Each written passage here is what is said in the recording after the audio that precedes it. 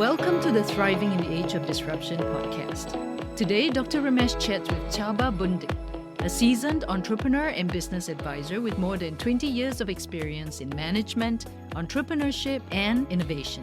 Csaba's journey is a testament to the power of resilience and strategic thinking. He shares gripping anecdotes from his experiences, which reveal how he not only overcame setbacks but transformed them into launching pads for achievement. Dr. Ramesh and Csaba discuss the pivotal moments that defined his entrepreneurial path, unveiling the thought processes that empowered him to navigate uncertainties, envision the bigger picture, and hatch business opportunities, all while leading teams with confidence. Tune in to dive deeper into their invaluable insights and embark on a transformative journey towards building an entrepreneurial mindset that thrives in the face of adversity. Remember, setbacks are just detours on the road to success. Welcome to the Thriving in the Age of Disruption podcast series. Csaba, we're excited to hear from you. Thank you for the invitation. Indeed, I have been in Vietnam for 15 years now. I used to be entrepreneur with a little bit of IPO experience. I used to be incubator manager, studied venture capital and business incubation in Germany, in the US. It was a program in Hungary before I came to Vietnam, a for-profit business incubator. You have a very interesting background, especially having worked in Vietnam for so many years. 15 years ago, I defended my MBA thesis in Germany in early July. And 2 weeks later, I found myself in Vietnam. I inherit a rep office and I seen my colleagues are sleeping during the day, playing cards. So I told myself, maybe I have an MBA from Germany, which sounds fancy, but I have to start to learn things from the beginning. I did a couple of things here in Vietnam. I used to run the European Chamber of Commerce. These days, I do three main things. I'm a member of the investment board of the largest deep tech fund of Europe. It's called European Innovation Council's Accelerator. It belongs to the European Union. Time to time, I have some ideas. I want to solve problems and I see situations, problems and solutions differently than most of people. For example, the chamber a few years ago, I've seen that there is a need. Nobody's doing things. So, okay, let me do that. And then it's a successful chamber. This is normally the personal motivation behind my activities. The newest brainchild is helping students, first Vietnamese students, to learn how to get a scholarship abroad because it's not obvious. It was based on my own journey. Because when I was much younger, wanted to study abroad, there was no information available about that. So it took me 3 years to crack the system, understand what to do, how to write the motivation letter, how to go through an interview. In the last few years, I have many Vietnamese, young, smart, competitive people to get scholarship all around the world. And we team up with some great people because we thought that the impact can be bigger. We set up some trainings, a platform, help the people to use AI, find the best match between the students and the universities. There are students they cannot afford. So we would like to help them to understand how to get a scholarship, how to get prepared, write motivation letter, write essays, especially the weakness of the Vietnamese student is the personal interview, both at the scholarship level and at the embassy level when they are going for the visa interview. Our success rate is pretty good. So that's the newest brainchild. You've taken your skills in venture building and you are now creating futures through education. Yes. We try to optimize things, try to save time, try to make it more fair, even affordable. Even if they just go through the training, there will be hundreds and thousands of people will have a chance to study abroad. Without this, they will have the same journey like I do, spend years trying, learning and trying again. And especially here in Vietnam, where failure is not really welcome by the society, it's not really easy to go around and tell your stakeholders and friends and family, yeah, I tried again. Yeah, third time. And I'm still not there yet. This is something that we are also very excited to be doing in Impact Velocity. There are many social issues, but not enough is being done to deal with that. It's like there are two extremes. One extreme is very much focused on the social issue, but they don't know how to make it into a sustainable business. And then on the other hand, there are the hardcore businesses. And if only they could use their platform or their thinking to also put the social impact inside, right? If the two came together, then it'll be a lot more sustainable. Tell us a little bit about your personal life. Oh, I have a beautiful 10 years old daughter. We speak Hungarian. Her first language is English. because the family language is English, because my Vietnamese is still limited. Her mom is Vietnamese, so the second language is, and because of the school, is Vietnamese. And the third one is Hungarian, which is not easy always to stick to Hungarian. So we have an agreement with my daughter. It's a very special agreement. Before noon, I understand English. Afternoon, interestingly, I understand only Hungarian.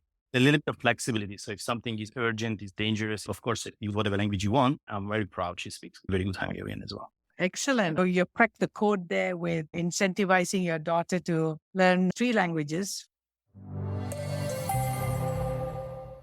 I feel that in this age of disruption, there are 2 essential mindsets that we need to have. One is an entrepreneurial mindset, and the second is a crisis-ready mindset. Now, you're someone who's been an entrepreneur, works with entrepreneurs, and is constantly thinking about ideas that can be made into businesses. But there is a big difference between an entrepreneurial mindset and being an entrepreneur, because in an entrepreneurial mindset, you're someone who is being resourceful, you are able to take risks and deal with uncertainty, as well as maybe create value, which is not just financial, but also value for people who are around you. Even if people don't become entrepreneurs and start and run a business, they can definitely develop an entrepreneurial mindset and use that effectively in their lives. You demonstrated that well before you became an entrepreneur for that scholarship, because you were being resourceful. You were not going to be stopped by having failed the first time. You're going to try the second time and the third time until you got it. So what do you think is missing or works in Vietnam about entrepreneurial mindset and entrepreneurship, as well as your own journey?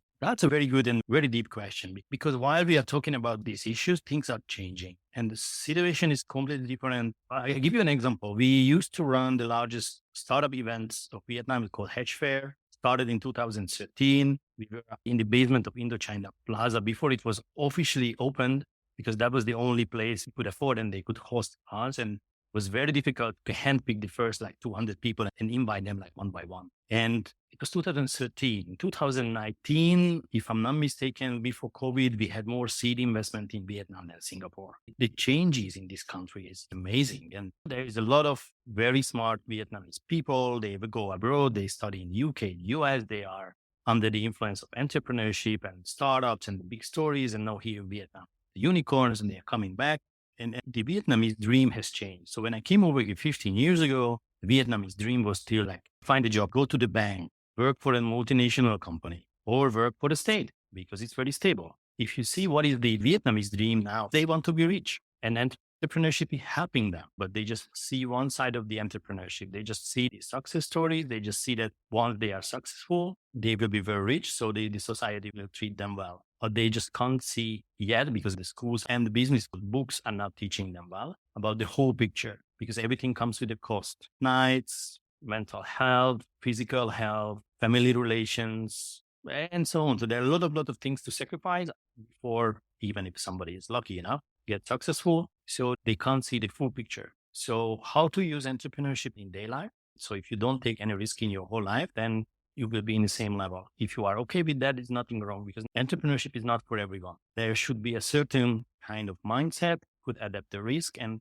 we should have this kind of never give up type of attitude, and we have to start again, because it's part of it. Failure is not something to avoid. It's just a part of it. I'm telling young wannabe entrepreneurs and students, go to the internet and count how many rockets the SpaceX they blew visually in front of the whole world, right? It's a failure. Or maybe not, because they keep telling that they got a lot of data, which eventually, once they are successful, is true.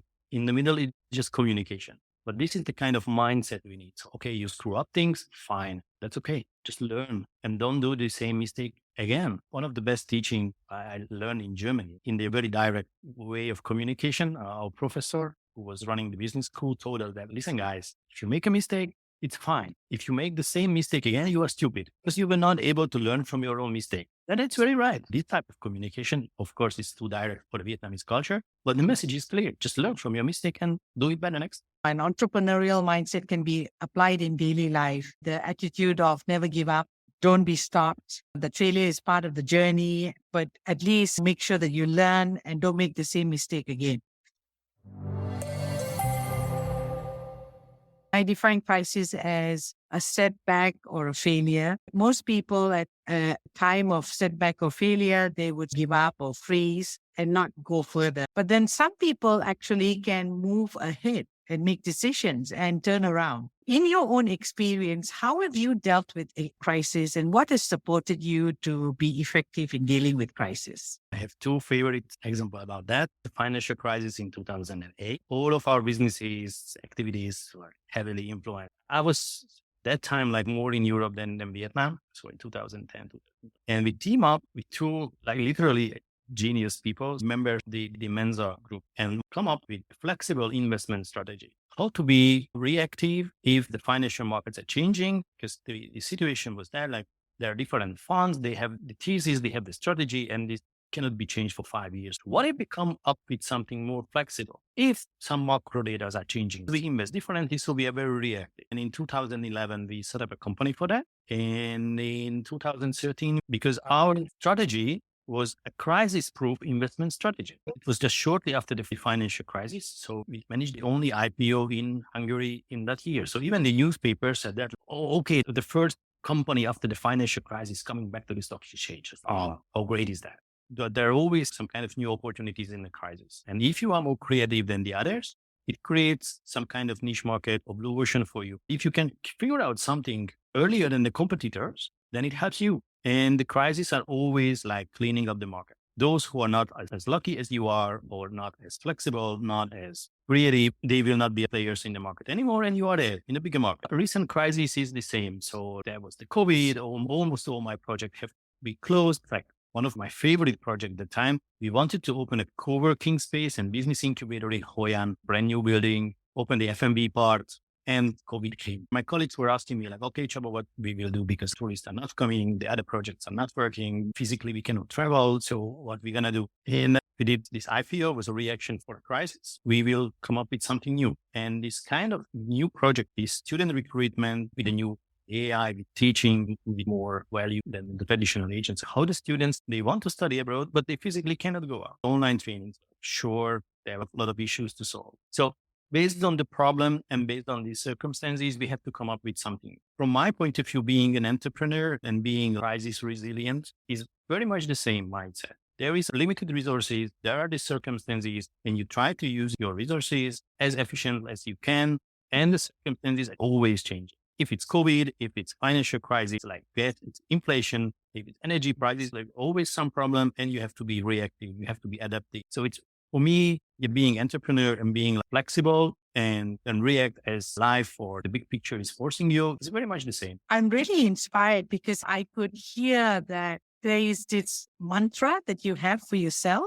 You have limited resources, circumstances are changing, but we can be reactive, be adaptive, and flexible. And if you say that enough times to yourself, then you become open to being able to look for that opportunity even in a crisis. And you're never stuck. You're never going to give up. So thank you for sharing that aspect of how you look at a crisis. We stuck, but we overcome. So everyone has bad day. Even the best entrepreneurs, even Elon Musk is living in his factory and sleeping 2-3 hours. He's a really successful entrepreneur. And even at his level, with his intellectual capability, with his success level, stock is part of our journey. The question is how much time you give for yourself being in that period and how quickly you can collect yourself. The emotional cost of entrepreneurship is really significant. Yes. We just don't talk about that enough. We always talk about success. Recently, we talk about like failure, be okay with the failure. We don't go deep enough. We don't have the young entrepreneurs understand it's not because you are not capable.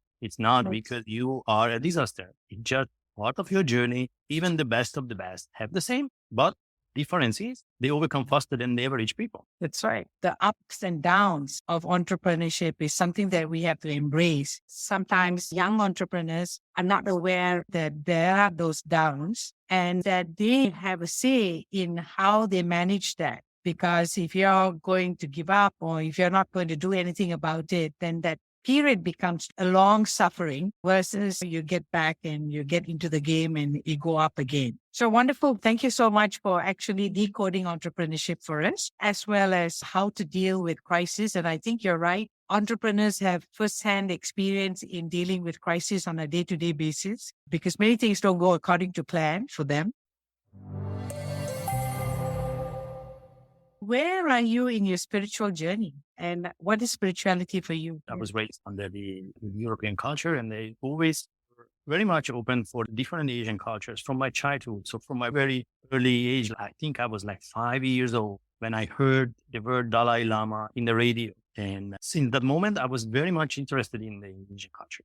So it was like the 80s, no internet. I had to go to the library, read everything I could find about Japan, China, India, practiced a little bit of martial arts. And my first attempt tried to go to Japan. I was practicing kendo, Japanese, for a long time. Yeah, I found myself in Vietnam 15 years ago. To be able to even just stay here, not to mention being successful in this country, you have to be flexible, open. You have to understand the culture. What are the differences? Starting with very obvious, very basic tourist level, there is a logic. So why people in the situation act different? There should be a good reason. Yes. And it comes with culture, with life, how Vietnamese people, the Asian people raise their kids. And it comes with spirituality as well. You see how Vietnamese people are praising the ancestors. Then there is Buddhism, right? And currently, spiritually and culturally, I'm somewhere in between the two cultures. Because I'm a foreigner, I will not be a Vietnamese, right?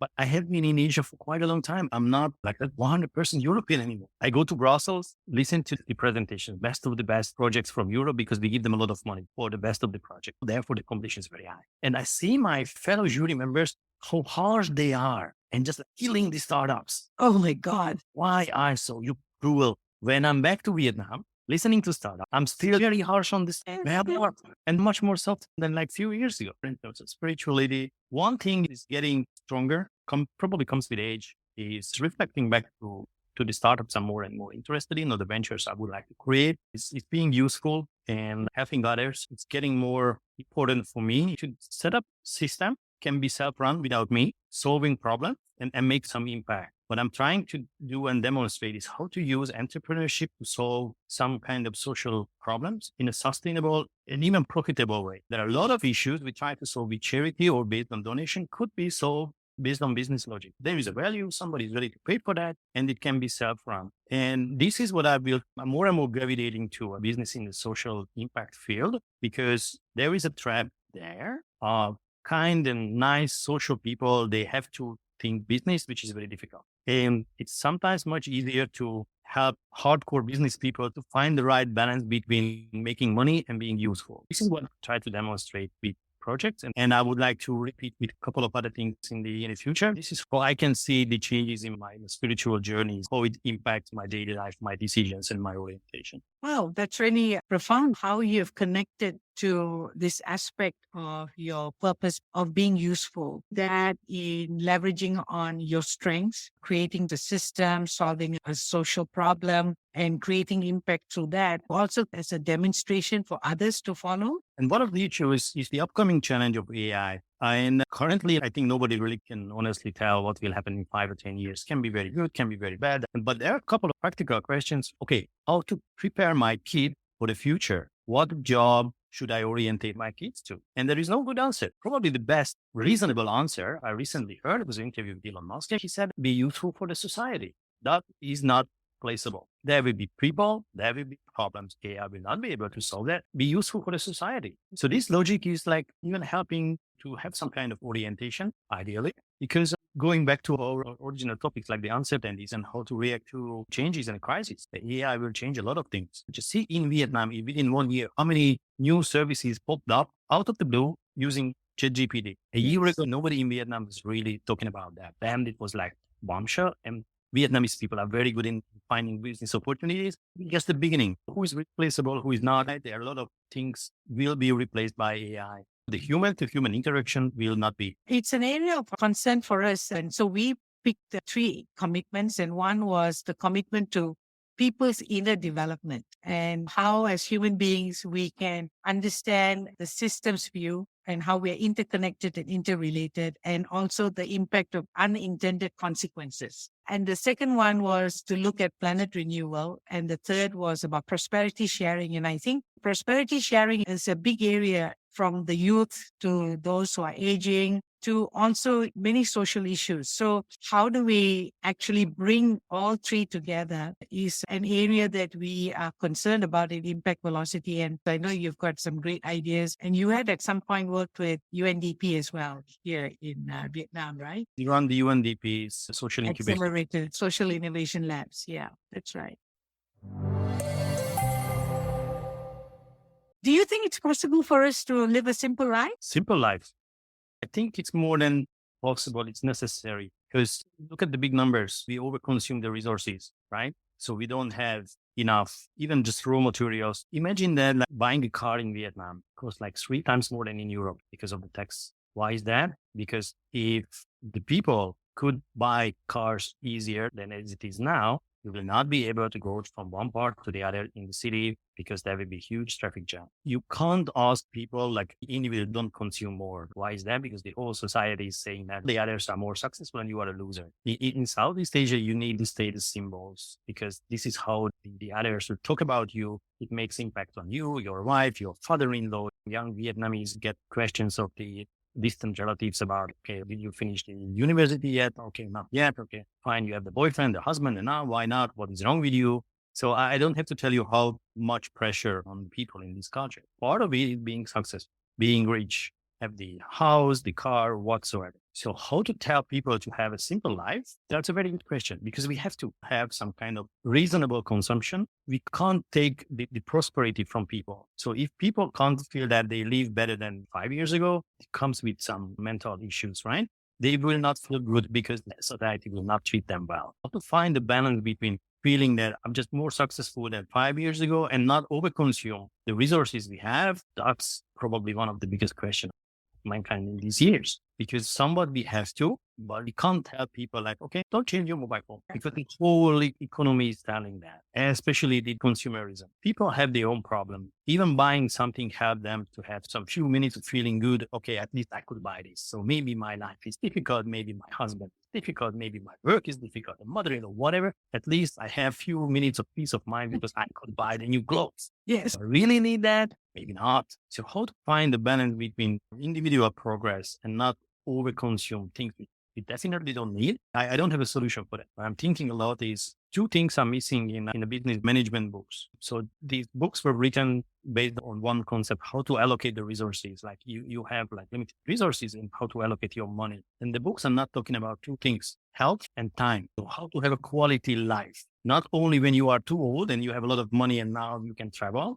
but find the balance between chasing money, being rich, successful, and have a reasonable life. So not working 20 hours per day. Sometimes as entrepreneurs, we have to, by the way. Yes. But in long term, we can't do that because there will be no life. Even like Warren Buffett is telling that he should buy everything physical in this world. He can't buy time. Once you reach a certain level of the maturity of the company, have a better balance, not chase the unicorns. That's one of my favorite topics here in Vietnam. There should be a balance between your individual progress, the company progress, your own life and time, how you spend it. So like time and health is coming hand in hand. Wow, awesome. I really love that. Finding the balance between individual prosperity and consumption, because a lot of how we consume is maybe not just for ourselves, but it is partly to keep up with the Joneses, and it's partly about societal pressure. But can we have the courage really to consume what we need and not what we want? And so if you have to define thriving, find a meaningful life, work on that, because it's not just like you make a decision and you are there. So it's finding the balance between the spiritual and the physical part of life, including money, of course, which is very important. Find the right balance between the different levels and different aspects and different layers of life. Wonderful. We talk about sustainability and you reference it to responsible consumption, but we look at sustainability from an individual perspective. We say it's the ongoing thriving of a living system. And what's your own view about sustainability? especially for leaders in different organizations, especially in business. We leave things behind better than we got it. If we join a company, we are company leaders. We can't fix all the issues of the company, right? But at least we make the company better for the people, for the stakeholder, for the clients, as then we inherited. It's same for sustainability. So we born here, right? We hopefully have a chance to find out our purpose. And if we are lucky enough and we can make our efforts, we leave things behind a little bit better than we started. So immediately we can contribute a little bit. We can't solve all the problems, right? It's impossible. It's out of the capacity of one human being. Everyone could do a little bit. Exactly. But you simplified it. Oh, that's my superpower. I'm just simplifying. It's really great. I've enjoyed our conversation. What's your favorite book? Lord of Rings. Ah, lovely. Your favorite travel destination? Rest of the world I've never seen. Okay. And if you could have dinner with anyone, who would it be? Nikola Tesla, probably. And what's your guilty pleasure? Coffee. And the best advice that you've ever received? I have a big disadvantage. I can't hide my feelings and thoughts. I don't have poker face. Whatever it's on my face. The only thing I could develop over the years is not think about anything when something happens and that nothing is on my face. Eventually, I learned that it doesn't make any sense because the energy you use to hide these kind of things, you could use it much better. And eventually, this is who you are. So if you don't like something, you don't like something. Or you like someone, then you like someone. That's you. I got this advice 10 years ago. And so if there is like a balance between what you think, what you say, and what you do, that helps you to have a simple life. Look, I try not to lie too much because my memory is not good. So I can't remember what I told to these people or that people. It's much more simple just to be straightforward and be open. And be direct and cut the crap. Excellent. Thank you very much. You have been open and candid and you really shared from your heart. I've enjoyed our session because I think a lot of what you shared, especially about being useful and what you are doing in pursuing that. Thank you so much, Csaba. Hope to see you soon in person. Take care. Bye-bye. Bye. Thank you, Dr. Ramesh and Csaba, for the deep dive into what makes an entrepreneurial mindset that thrives in the face of change and challenge. Whether you're a startup founder, a seasoned business owner, or someone intrigued by the entrepreneurial world, follow Dr. Ramesh now on LinkedIn, Apple Podcasts, Spotify, or your preferred podcast platform to join in this journey toward having a powerful, crisis-resilient, and entrepreneurial mindset.